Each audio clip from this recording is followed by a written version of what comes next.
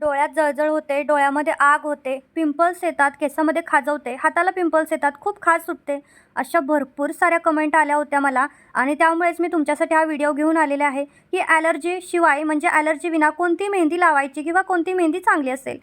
तर त्यासाठी तुम्हाला नो अमोनिया असलेली कोणतीही मेहंदी निवडायची आहे. मग त्यामध्ये गार्नियर असेल, गोदरेज असेल, कोणतीही असू द्यात. फक्त त्याच्यामध्ये लिहिलेलं असावं की नो अमोनिया. म्हणजेच की त्या मेहंदीमुळे तुम्हाला कोणत्याही प्रकारची ॲलर्जी होणार नाही, जळजळ होणार नाही, दुखणार नाही, खाजवणार नाही, काहीसुद्धा नाही. तर ह्यावेळीसुद्धा मी रिच क्रीम घेतलेली आहे. आता ही लिक्विड फॉर्ममध्ये येते. तर ही दिसताना खूप कमी क्वांटिटी वाटते, पण ज्यावेळी आपण लावू त्यावेळेस ते परफेक्ट लागली जाते. आणि अर्ध्या तासानंतर वॉश केल्याच्यानंतर ह्या मेहंदीतून ना जो काळा रंग निघतो पाण्यासोबत तो निघत नाही किंवा केसांना जो काही रंग आहे ना तो व्यवस्थित लागला जातो. तर मी इथं डार्क ब्राऊन मेहंदी यूज केलेली होती. तुम्ही रिझल्टसुद्धा बघू शकता कसला मस्त रिझल्ट आहे. व्हिडिओ आवडला असेल तर लाईक करा. चलो बाय बाय.